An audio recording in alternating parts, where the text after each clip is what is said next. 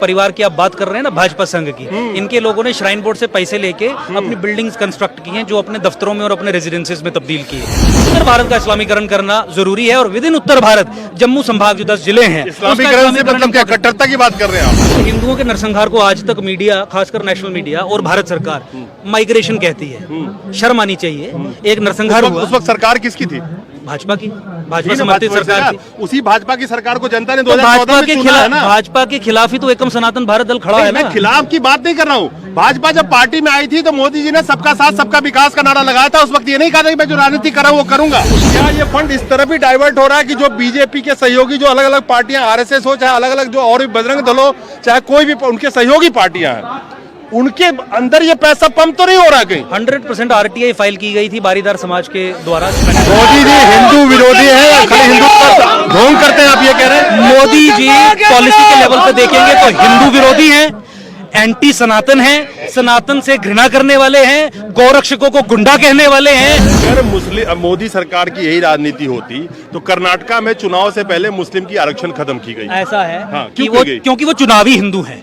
अगर कर्नाटका में मोदी सरकार को जूते की पड़ी है और 70% जो हिंदू इस देश के हैं उनकी राजनीति करेंगे या 30% वालों को भी करेंगे? हमारे मुद्दे सामने हैं। हमने ये कहा कि सनातन संस्कृति, सभ्यता, धर्म के खिलाफ जो, और 12 मार्च, सुनिए मेरी बात, 12 मार्च आप नहीं, मैं बात कर रहा हूँ, इनसे बात कर रहा हूँ। आपके कहने से मैं सवाल अपना पूछूंगा, आपके कहने से नहीं चलूंगा। 12 मार्च 2018, 12 मार्च। मैं 70% को लेके चलूं अगर, तो क्या आपका मकसद ये होगा कि बाकी 30% पे कोई ध्यान नहीं देना? आपने जेनोसाइड की बात करी है, you talked about the genocide.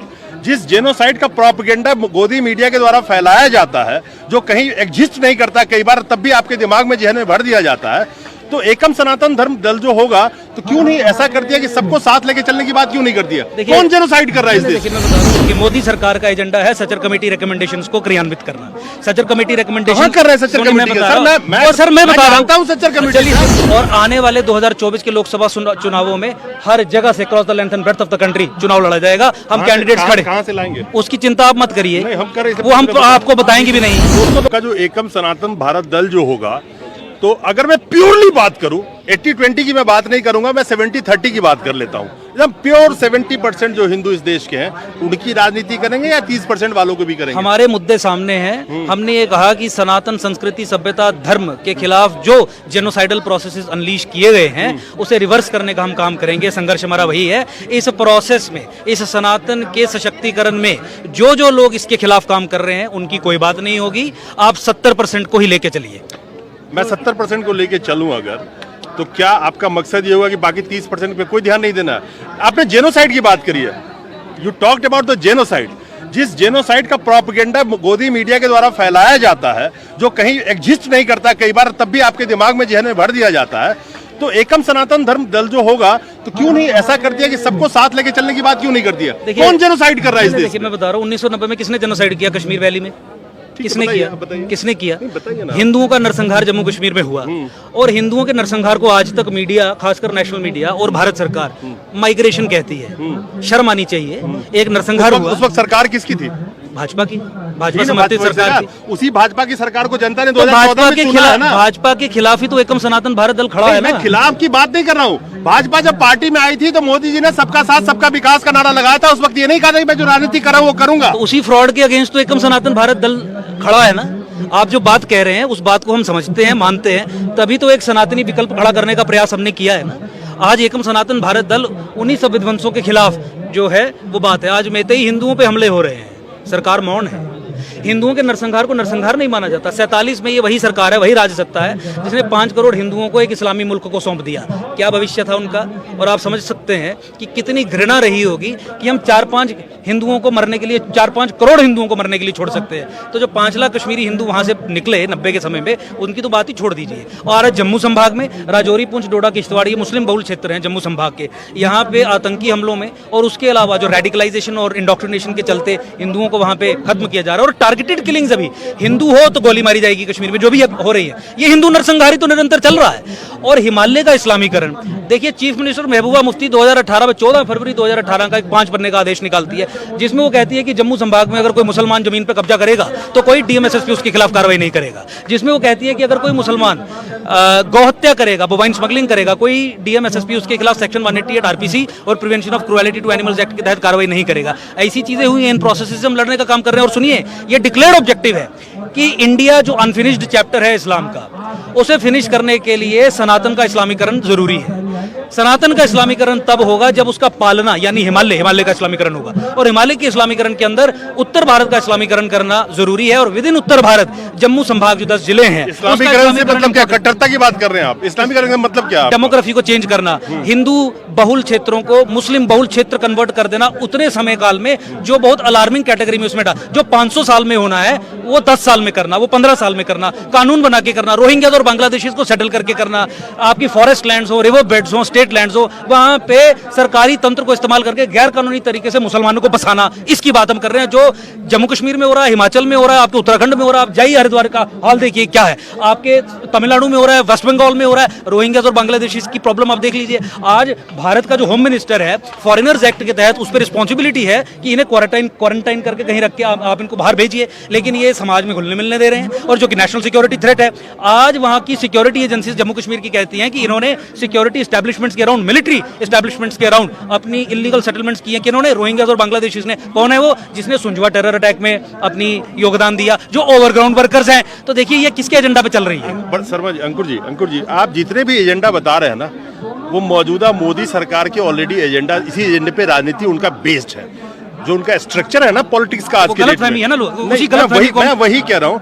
आप उसी एजेंडे के तहत आप अपनी पार्टी जो आप बनाए हैं उसके तहत आप शायद सोच रहे हैं कि देखिए मोदी सरकार का एजेंडा है सचर कमेटी रिकमेंडेशंस को क्रियान्वित करना। सचर कमेटी रिकमेंडेशन कर रहे हैं सचर कमेटी का? सर मैं बता रहा हूँ सचर कमेटी। चलिए सुनिए मेरी बात सुनिए। आईएएस आईपीएस यूपीएससी की परीक्षा की तैयारी के लिए मुसलमानों को आर्थिक मदद देना, केवल मुसलमानों को, ये सचर कमेटी की रिकमेंडेशंस थी जो इस सरकार ने पूरी की। मेरे ट्विटर हैंडल पे आप जाइए और सचर कमेटी की रिकमेंडेशंस जितनी भी थी उनका इंप्लीमेंटेशन स्टेटस देखिए। मिनिस्ट्री ऑफ माइनॉरिटी वेलफेयर की वेबसाइट से पीडीएफ डॉक्यूमेंट हमने डाउनलोड करके सेव किया है और शेयर किया है। आप सुनिए मेरी बात। आज आप प्रधानमंत्री को बोलते सुनेंगे कि कांग्रेस ने पिछले 70 वर्षों में 5% मुसलमानों को रिप्रेजेंटेशन दी ब्यूरोक्रेसी में। इस मोदी सरकार ने 8 वर्षों में 9 वर्षों में वो रिप्रेजेंटेशन को डबल किया और 10% किया। मैंने स्वयं सुप्रीम कोर्ट में केस लड़ा 2016 से 18 के बीच में, PIL number 489/2016, title Ankur Sharma versus union of India and others, जिसमें हमने कहा कि जम्मू कश्मीर में गलत तरीके से मुसलमान माइनॉरिटी स्टेटस लेके हासिल करके चल रहे हैं। उसमें मोदी सरकार ने वही स्टैंड लिया जो कांग्रेस का था, जो बाकी स्टैंड का था। ये सुनिए मैं आपको, और 12 मार्च सुनिए मेरी बात, 12 मार्च मैं बात कर रहा हूँ, बात कर रहा हूँ आपके कहने से, मैं सवाल अपना पूछूंगा, आपके कहने से नहीं चलूंगा। 12 मार्च 2018 को सुप्रीम कोर्ट ने इन दोनों सरकारों के घुटने लगवा के, ज्वाइंट कमेटी कॉन्स्टिट्यूट करवा के ये एफिडेविट फाइल करवाया कि जम्मू कश्मीर में मुसलमानों को माइनॉरिटी स्टेटस और उसके तहत आने वाले बेनिफिट्स बंद करेंगे। आज हम 2023 में हैं, जो गैर मुसलमानों के लिए जम्मू कश्मीर में हजारों करोड़ रुपए की स्कीम्स इंप्लीमेंट हो रही हैं, वो इलीगल तरीके से in violation of the supreme court judgement मुसलमानों को दी जा रही है। ये है तुष्टीकरण से ग्रेजुएट होकर तृप्तिकरण की ये है मोदी सरकार की राजनीति। इसके खिलाफ हम आपकी बात को मैं आगे बढ़ाता हूं। अगर मोदी सरकार की यही राजनीति होती तो कर्नाटका में चुनाव से पहले मुस्लिम की आरक्षण खत्म की गई। ऐसा है हाँ, कि वो क्योंकि वो चुनावी हिंदू हैं। अगर कर्नाटका में मोदी सरकार को जूते की पड़ी है, अगर वो हारे हैं, तो it is betrayal of the Hindu cause, जो बहुत अपेरेंट हो चुका था। आप और गहन अध्ययन करेंगे, वहां के लोगों से बात करेंगे, तो आप समझेंगे कि भाजपा सरकार प्योरली एंटी होस्टाइल सनातन एटीट्यूड लेके काम करती थी। आप इनकी पॉलिसीज को उठा के देखिए, उससे आपको समझ आएगा कि किस तरीके से। आखिरी सवाल एक ये है, क्या आप, मुझे लगता है कि कहीं ना कहीं ये मेरा सवाल है कि क्या मोदी के पॉलिटिक्स से इंस्पिरेशन लेके, और क्योंकि सिंगल हैंडेडली वो लगता है कि हिंदू की, उनको ऐसा लगता है कि हम ही हिंदू के हितैषी है, और वो जो राजनीति करे जिसपे उनको सक्सेस मिल रहा है, क्या उसी सक्सेस पाथ पे आप दूसरा दरवाजा जनता के लिए खोलना चाहते हैं? देखिए, हिमालय के इस्लामीकरण के लिए 2014 में जम्मू कश्मीर की non secular theocratic Islamic legislative assembly ने एक कानून बनाया जिसका नाम था J&K state lands vesting of ownership to the occupants act. ये एक ऐसा सबवर्सिव सटल छुपा हुआ जिहादी टूल था जिसके जरिए देश के टुकड़े टुकड़े करने का षड्यंत्र किया गया था। 2014 में मैंने स्वयं चुनौती दी थी PIL number 41/2014 title Ankur Sharma versus state of J&K and others, और 2020 में उस कानून को ध्वस्त करवा दिया। आज मोदी सरकार उस कानून के फेवर में हाई कोर्ट में रिव्यू पिटीशन फाइल करके खड़ी है। मोदी से कौन इंस्पिरेशन लेगा? आप मेरी बात समझिए, आज गौ हत्या पे कोई कानून नहीं है। आज मोदी सरकार बिल अमेंड करके लेके आ रही है कि गाय को, लाइव स्टॉक को जिंदा भी एक्सपोर्ट किया जाएगा, बाहर भेजा जाएगा। जो मोदी की राजनीति है, एकम सनातन भारत दल की राजनीति है। ये सप्त संकल्प जिसमें सेकंड बिगेस्ट जो मेजॉरिटी है देश की, जो मुसलमान समाज है और नेशनल सिक्योरिटी से जुड़ा हुआ मामला है, उसका माइनॉरिटी स्टेटस खत्म किया जाएगा, क्योंकि वो यूनिसेफ की डेफिनेशन हो, सुप्रा नेशनल एजेंसीज हो, ऑर्गेनाइजेशंस हो, उनकी डेफिनेशन हो, उसकी डेफिनेशन में नहीं आते 5% से कम। हमने डेमोग्राफिक इन्वेजन को रिवर्स करने की बात की है, लैंड जिहाद को रिवर्स करने की बात की है, और केवल बात नहीं की है, इन्होंने तो मीडिया के माध्यम से माहौल बनाया कि मैं हिंदू हृदय सम्राट हूं। हम तो ग्राउंड पे संघर्ष करके यहाँ पहुंचे हैं। जो कानून हिंदुओं के, सनातन के, देश के खिलाफ बनाया गया, राष्ट्र के खिलाफ, 6 वर्ष की लड़ाई में बिना सत्ता के उसे ध्वस्त करवा दिया। जो 90 MLAs ने मिलकर बनाया, जो 90 MLAs ने मिलकर बनाया, बिना MLA बने, बिना MP बने, बिना एक पार्टी का पार्षद भी बने, 6 वर्ष के संघर्ष में ध्वस्त करवा दिया। सुनिए, 14 फरवरी 2018 का वो आदेश जिसमें मुसलमानों को लीगल इम्यूनिटी दी गई थी हिंदुओं की जमीनों पर कब्जा करने के लिए, सिटिंग चीफ मिनिस्टर को जिहादी महबूबा कह के क्लासिफाइड डॉक्यूमेंट को पब्लिक डोमेन में स्वयं मैंने लाया, जिसके बाद सिटिंग चीफ मिनिस्टर आप पे, मुझ पे प्रिवेंटिव डिटेंशन का प्रयोग करने की कोशिश करती है, FIR लगवाने का कोशिश करती है। तो हमारी क्रेडिबिलिटी और ट्रैक रिकॉर्ड ग्राउंड में लड़ने का वो है कि सिटिंग चीफ मिनिस्टर हमारे पे ना FIR लगवा सकी और ना ही कोई पुलिस वाला घर तक भेज सकी, अरेस्ट कर। मोदी जी हिंदू विरोधी है या खाली हिंदू पर ढोंग करते हैं, आप ये कह रहे हैं? मोदी जी पॉलिसी के लेवल पे देखेंगे तो हिंदू विरोधी हैं, एंटी सनातन हैं, सनातन से घृणा करने वाले हैं, गौरक्षकों को गुंडा कहने वाले हैं, मंदिरों और मठों को कंट्रोल में रखने वाले हैं, गौ हत्या को प्रोत्साहन देने वाले हैं, anti cow slaughter, death sentence जैसा कानून नहीं बनाने वाले वो व्यक्ति हैं। यूनिफॉर्म सिविल कोड की बात आप छोड़िए, पॉपुलेशन कंट्रोल पे कोई भी कार्य ना करने वाले लोग हैं। हिंदू जहां जहां रेजिस्टेंस बिल्ड करने की कोशिश करता है, उस रेजिस्टेंस को खत्म करने वाले वो लोग हैं। इसीलिए एकम सनातन भारत दल का निर्माण हुआ है। और आज आप देखिए 28 राज्य, 8 केंद्र शासित प्रदेशों से डेलीगेट्स यहां पे आए हैं, और ये उद्घोषणा है 2024 की कि आने वाले 2024 के चुनाव में, आप मुझे बताइए, आप मोदी जी की बात करते हैं, नुपुर शर्मा एपिसोड के बाद जो उसके साथ किया वो तो एक बात है, एपिसोड के बाद पैन इस्लामिक स्टाइल में, जिहादी स्टाइल में IS की आइडियोलॉजी से प्रेरित होकर हिंदुओं के गले काटे गए। एक भी पार्लियामेंट में किसी MP ने खड़े होकर कहा कि हिंदू का गला कटा है जिहादी आइडियोलॉजी के चलते? यहां का मुसलमान रेडिकलाइज हुआ है। आज जम्मू कश्मीर में अहले हदीस, जो लश्कर तैयबा की मदर ऑर्गेनाइजेशन है, जो रेडिकलाइजेशन और इंडोक्ट्रिनेशन का काम करती है, जम्मू सिटी में उसकी 2 मस्जिदें हैं। कौन संरक्षण दे रहा है उस मस्जिद को? उसके अलावा जमाते इस्लामी को बैन करने के बाद जो भी उसका रेडिकलाइजेशन और इंडोक्ट्रिनेशन की नीचे मशीनरी है, धड़ल्ले से वहां पे चल रही है, कौन उसके खिलाफ एक्शन नहीं ले रहा है? हम इन जेनोसाइडल प्रोसेसेस के खिलाफ है कि आपका मुल्ला मौलवी उठ के आएगा। वहां GMC मेडिकल कॉलेज जम्मू में भी इंस्टेंस आया, जहां पे डॉक्टर्स को कन्वर्ट करने के लिए मुल्ला मौलवी हॉस्टल तक घुस जाते हैं, और जो डॉक्टरी की पढ़ाई कर रहे हैं वो उन्हें संरक्षण देते हैं। वो हमने बस्ट किया, उसके बाद पूरी राज्य सरकार सत्ते में थी। कौन इन चीजों को बढ़ावा दे रहा है? 2024 में पूरा 543 सीट भी लड़ने जा रहे हैं, उत्तर से दक्षिण और पूरब से पश्चिम, हर जगह पे हमारी वो है, क्या कहते हैं, प्रेजेंस है। और आने वाले 2024 के लोकसभा चुनावों में हर जगह से cross the length and breadth of the country चुनाव लड़ा जाएगा। हम कैंडिडेट्स खड़े, कहां से लाएंगे उसकी चिंता आप मत करिए, वो हम आपको बताएंगे भी नहीं, आपको बताएंगे भी नहीं। मैं इसलिए एकम सनातन भारत दल, एकम सनातन भारत दल सनातनी इटर्नल वैल्यूज और प्रिंसिपल से जुड़ा हुआ दल है। मैंने बहुत बार ये कहा है कि बदलाव लाने के लिए हमें अर्थ की आवश्यकता है, अनर्थ की आवश्यकता नहीं है। आप इन सब लोगों से पूछिए, हजारों रुपए दान करके ये लोग पार्टी में, पहले हमारे जो हरिद्वार का अधिवेशन था उसमें आए थे कि नहीं आए थे? तो मैं आपको इतना बता दूं, मैं सुनिए, अनर्थ की आवश्यकता नहीं है, अर्थ बहुत है। और सुनिए, अर्थ की कोई जरूरत ही नहीं है। नहीं, मैं सवाल को पूछा, ये तो सुन लीजिए आप। हाँ। आज के वक्त में 85%, 80% से ज्यादा चंदा बीजेपी को जा रहा है। वो अनर्थ है। सुनिए तो सही, वो अनर्थ सुनिए है। तो सही, वो अनर्थ है। और जितने भी 15% भी टोटल जो बाकी के पॉलिटिकल पार्टी है, उसके भी पाइपलाइन को बंद किया जा रहा है। इस वक्त में जहां पे एक लोकसभा सीट पे 72 से 78 लाख कहीं पे डिफर करता है खर्च करने की है, वहां पे 200 करोड़ रुपए खर्च होते हैं। वो अनर्थ है। हम मैंने अनर्थ पूछा से कि आप चुनाव कहां नहीं से लड़ेंगे? वो अनर्थ है, उससे हम चुनाव नहीं लड़ेंगे। हमारा जो चुनाव लड़ने का मॉडल है वो कुछ समय में इनोवेटिव है, आपके सामने आएगा। अर्थ की कमी हमें नहीं पड़ने वाली, मैं आपको आश्वासन दे रहा हूँ। चलिए, हमारे साथ अंकुर शर्मा जी थे। अंकुर शर्मा, देश में संविधान जब से लागू हुआ, सरकार के पास ताकत आ गई कि वो मस्जिद को भी टेक ओवर कर सकती है, गुरुद्वारे को भी टेक ओवर कर सकती है, चर्च को भी और मंदिर को भी टेक ओवर कर सकती है। Correct. लेकिन सेलेक्टिवली जो इंडियन स्टेट की हॉस्टिलिटी है टुवर्ड्स सनातन, जो एंटी हिंदू कैरेक्टर है state as a political entity, उसके चलते न मस्जिदों का टेक ओवर किया गया, न गुरुद्वारों का टेक ओवर किया गया, ना ही चर्चों का टेक ओवर किया गया। केवल हिंदू मंदिरों को निशाना बनाया गया और हिंदू मंदिरों को टेक ओवर करके हिंदुओं के उत्थान के लिए, सनातन की वृद्धि के लिए जो पैसा खर्च करना था उसे मिसअप्रोप्रिएट किया गया, चोरी की गई, डकैती के भी हमारे पास इंस्टेंसेस हैं। और 2020 में कोरोना के समय पे माता वैष्णो देवी के खजाने से पैसे निकाल के वहां पे इफ्तारी और ईदियां जैसी पार्टीज की गई। उसके अलावा हेल्थ और एजुकेशन के सेक्टर में भी जो हिंदुओं का पैसा मंदिरों से आता है और संस्थान और हॉस्पिटल्स बनते हैं, वहां पे भी कोई इलाज की बात नहीं। सर एक मिनट रुकूंगा कि आपने जो बात कही है, एक तो आप मंदिर में जो फंडिंग्स आ रहे हैं या जो दान में आ रहे हैं उसकी बात कर रहे हैं, नंबर 1 क्लैरिटी होनी चाहिए मैसेज में क्या आप कहना चाह रहे हैं। दूसरी बात है कि आप स्टेट्स की बात करें कि कई स्टेट्स, तो पर्टिकुलर किसी स्टेट्स को आप रिप्रेजेंट करें कि ऑल ओवर इंडिया की बात कर रहे हैं? हम ऑल ओवर इंडिया की बात कर रहे हैं और आप यहाँ पे अगर देखेंगे तो 28 राज्य और 8 केंद्र शासित प्रदेशों के हमारे जो प्रतिनिधि हैं वो हैं। आप उनसे भी बात कर सकते हैं। यहाँ तमिलनाडु के लोग हैं, यहाँ कर्नाटका के लोग हैं, आंध्रा के हैं, मणिपुर असम के लोग हैं, यहाँ पे गुजरात के हैं, महाराष्ट्र के हैं, जम्मू कश्मीर के हैं, हिमाचल के हैं, पंजाब के, हरियाणा के हैं, दिल्ली के, हर जगह से 28 राज्यों के प्रतिनिधि आपको यहाँ पे मिलेंगे। और चूंकि टेम्पल पे जो लेजिस्लेशन है वो एक संविधान में स्टेट लिस्ट में आता है, तो इसीलिए मुख्यतः राज्य सरकारों की हम बात कर रहे हैं और केंद्र सरकार भी पार्लियामेंट के जरिए कानून बना के इस पे एक पॉलिसी डिसीजन ले सकती है। नहीं, तो आपका ऑब्जेक्शन ये है कि केंद्र सरकार के जो अधीन ये मंदिर अभी आ रहे हैं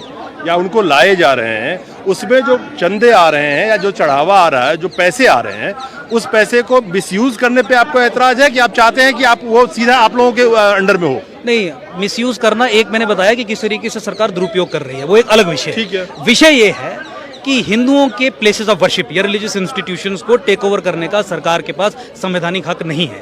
अगर संवैधानिक हक है तो वो सबके लिए है, सब कम्युनिटीज के रिलीजियस इंस्टीट्यूशंस को टेक ओवर करने का है। और 2012 की सुप्रीम कोर्ट की जजमेंट के बाद ये साफ हो गया है कि अधिक से अधिक 4-5 वर्ष के लिए आप टेक ओवर कर सकते हैं, उसके बाद आपको हिंदुओं का लिया तो हिंदुओं को वापस लौटाना है। ये सरकार ऐसा नहीं कर रही है और मंदिरों को टेक ओवर करके वहां पे जो चढ़ता हुआ चंदा है जो सनातन के सशक्तिकरण के लिए इस्तेमाल होना हो उसे मिसअप्रोप्रिएट कर रही है और उसमें धांधलियां करती है। क्योंकि आपके सीईओ जो हैं, एसडीएम लेवल के अधिकारी अपॉइंट किए जाते हैं, उसमें वो बहुत सारी फेहरिस्त है। कहीं सर एक मिनट, वो पैसा सिर्फ आप कह रहे हैं दूसरे धर्म के लोगों के लिए जो यूज किया जा रहा है उस पर ऐतराज है कि और भी कुछ टाइप का डाइवर्सन है? सरकारी कंट्रोल हिंदू मंदिरों पे हमें ऐतराज है। ठीक है, नंबर 1 पैसा खर्च करना जो गलत तरीके से किया जाता है, वो हम आपको बताने का प्रयास कर रहे हैं कि सरकार मिसमैनेजमेंट में पराकाष्ठा को टच कर चुकी है। सरकार हिंदुओं का पैसा हिंदुओं के खिलाफ इस्तेमाल करने की पराकाष्ठा को टच कर चुकी है। वो मैं आपको बता रहा हूं कि जब सरकार कंट्रोल ले लेती है तो उसके बाद देखिए क्या प्रभाव पड़ता है आपके समाज पे। और अंकुर जी, मैं इसलिए आपसे ये क्वेश्चन पूछ रहा था कि इस सरकार पे मौजूदा, आप सरकार करते हैं, मैं बिल्कुल पॉइंटेड करके बोलता हूं कि केंद्र सरकार, एब्सोल्युटली सेंट्रल गवर्नमेंट पे अभी ये कई तरह के आरोप है। जब से आई है सत्ता में तब से, फॉर एन एग्जाम्पल, जो CSR फंड हुआ करता था, कॉर्पोरेट सोशल रिस्पॉन्सिबिलिटी फंड, उसको अपने सहयोगी पार्टियों की तरफ डाइवर्ट करती है। RSS के तरफ बोलता हूं खुल के, ये आरोप लग रहे हैं। तो क्या मैं इसको ऐसे मानूं कि जो मंदिर के फंड है जो जनता के वेलफेयर पे खर्च होना चाहिए, जैसे बहुत सारे धर्मों में है, खासकर मैं बात करूं जैसे सिख लोग लंगर लगाते हैं, उस तरह से करते हैं, मैं एक एग्जाम्पल के लिए बात कर रहा हूं, तो क्या ये फंड इस तरह भी डाइवर्ट हो रहा है कि जो बीजेपी के सहयोगी जो अलग अलग पार्टियां, RSS हो चाहे अलग अलग जो और भी बजरंग दल हो, चाहे कोई भी उनके सहयोगी पार्टियां हैं, उनके अंदर ये पैसा पंप तो नहीं हो रहा कहीं? 100% RTI फाइल की गई थी बारीदार समाज के द्वारा श्राइन बोर्ड, जम्मू कश्मीर में जो माता वैष्णो देवी श्राइन बोर्ड है, और उसके जवाब में हमने पाया कि ये जो जिस परिवार की आप बात कर रहे हैं ना, भाजपा संघ की, इनके लोगों ने श्राइन बोर्ड से पैसे लेके अपनी बिल्डिंग्स कंस्ट्रक्ट की हैं जो अपने दफ्तरों में और अपने रेजिडेंसेस में तब्दील की हैं। तो वो सब चीजें जो है वो समय समय पे आपके सामने लाई जाएंगी। तो ऑब्वियसली डाइवर्जन है, अपने लिए भी है और माइनॉरिटी अपीजमेंट के लिए भी है।